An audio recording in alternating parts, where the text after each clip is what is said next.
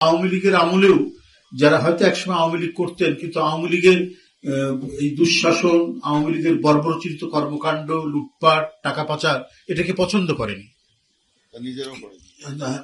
মানে যারা করেনি এই ধরনের মানুষ, তারা আগেই আওয়ামী লীগ থেকে সরে গেছেন, তারা আসতে পারবে না। কারণ আপনারা জানেন যে বিগত আওয়ামী ফ্যাসিবাদী যে সময় গেছে, যে দুঃসময় গেছে, সেই দুঃসময়ে স্বাভাবিকভাবে কোন রাজনৈতিক কার্যক্রম করা যায়নি। আপনারা দেখেছেন প্রায় দিনের পর দিন তারা প্রায় আমাদের এই দলীয় কার্যালয়ে আক্রমণ করেছে।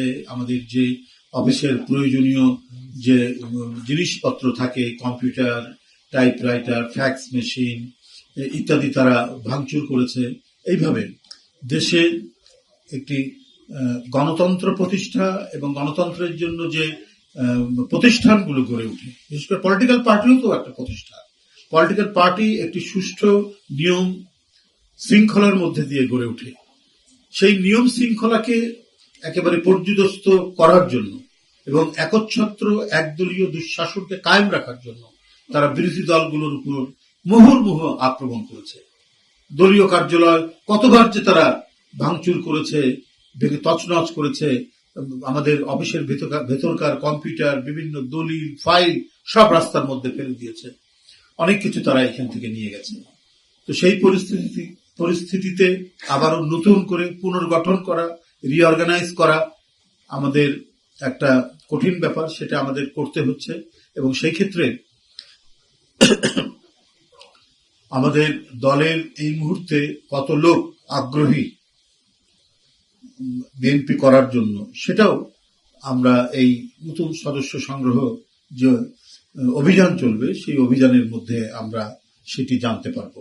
আপনারা জানেন যে জাতীয়তাবাদী শক্তির প্রতি মানুষের যে আশা আকাঙ্ক্ষা অত্যন্ত বেশি। তারা জাতীয়তাবাদের পতাকা তলে নিজের একটা ছায়া খুঁজে। স্বৈরাচারী আমলে অনেকেই দলের মেম্বার হওয়ার চেষ্টা করেও ভয় পেত যে আমি মেম্বার হওয়ার পর আমার বাসায় পুলিশ হানা দেয় কিনা, রাত্রে তার বাড়ি রেড করে কিনা, গ্রেপ্তার করে নিয়ে যায় কিনা, এরকম অনেকেই হয়েছে।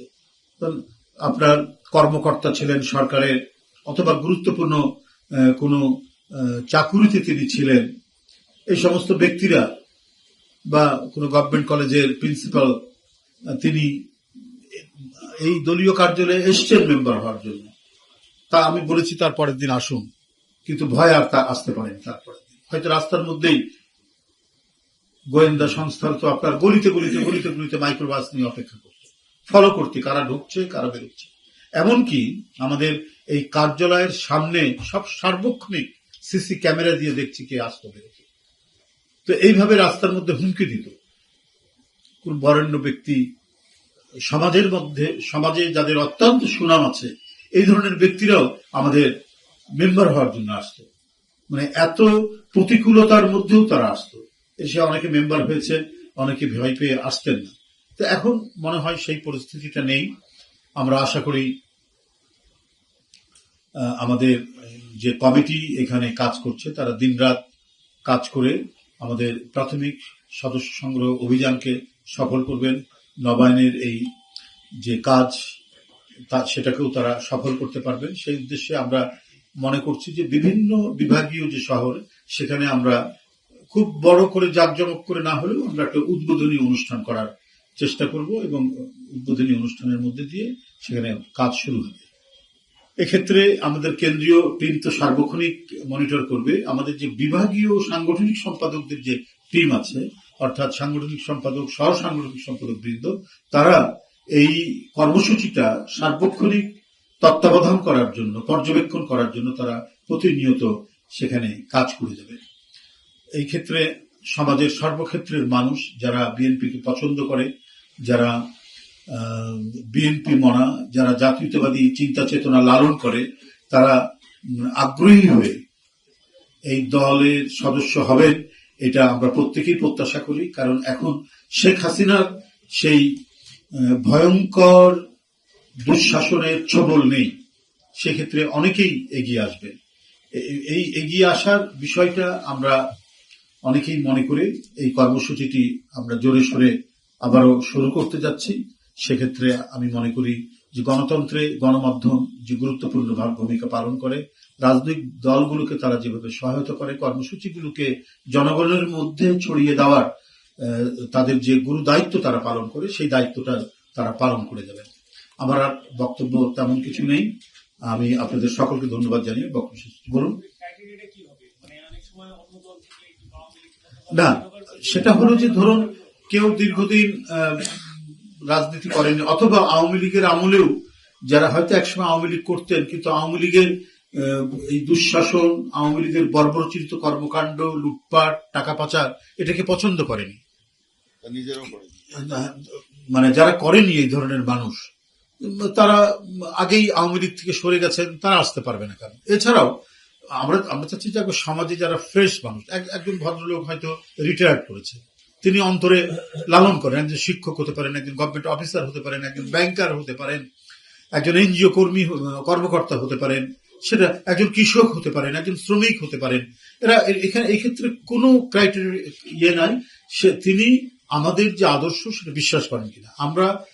আমরা যে প্রাইমারি মেম্বারের জন্য যে রসিদ দেই, 20 টাকা দিয়ে যে রসিদটা পূরণ করতে হয়, এর সাথে এবারে থাকবে যেটা বললেন পদ্ধতিটা, এবারের পদ্ধতিটা একটা আবেদন পত্র থাকবে। এটা আমাদের কনস্টিটিউশন, আমাদের গঠনতন্ত্রে আছে, এবং সেটা ওই যে অঙ্গীকারনামা বা আবেদন পত্র বলি আমরা, এই আবেদন পত্রটা এই যে আপনাকে বলি 55 নম্বর পাতায় আছে। আমরা এবারে যারা প্রাইমারি মেম্বার হবেন, প্রাথমিক সদস্য যারা হবেন, তাদেরকে এই ফর্মটা পূরণ করতে হবে। এই ফর্মটা পূরণ করে তারা রসিদ নিয়ে তারা যাবেন। তারপর সেরকম হলে আমরা যাচাই বাছাই করবো। এটা আরো ঊর্ধ্বত নেতৃত্ব, আমাদের দলের সম্মানিত ভারপ্রাপ্ত চেয়ারম্যান, পার্টির মহাসচিব, ওনারা এই বিষয়ে আরো পরবর্তী কোনো নির্দেশ যোগ করতে হলে তারা দেবেন, সেটাকেও আমরা এর মধ্যে নিব। কোনো পরামর্শ থাকলে সেটাকে আমরা নিব, নিয়ে আমরা করব। তো এটা তো থাকবেই, যাচাই বাছাই তো নিশ্চয়ই থাকতে হবে। কারণ কোন দোসররা এলাকায় সন্ত্রাসী করেছে, জমি দখল করেছে, টাকা পাচার করেছে, তারা তো নানাভাবেই ঢুকে পড়ার চেষ্টা করবে। সেটাকে যাতে খুব শক্তভাবে তাদেরকে এড়িয়ে গিয়ে একবার ফ্রেশ মানুষ, সমাজের যাদের সুনাম আছে, এলাকার মধ্যে সবাই যাদেরকে ভদ্রলোক বলে জানে, এরা যাতে আমাদের সদস্য হতে যাতে কোনো ধরনের বাধা না পায়, আমরা সেটাই টার্গেট করব। সেখানে মানে সজ্জন মানুষ যারা, হ্যাঁ, সেটা কৃষক, শ্রমিক, মানে যারা যুব তরুণ সবাই তো আছেই, হ্যাঁ, সবাই এর মধ্যে অন্তর্ভুক্ত থাকবে।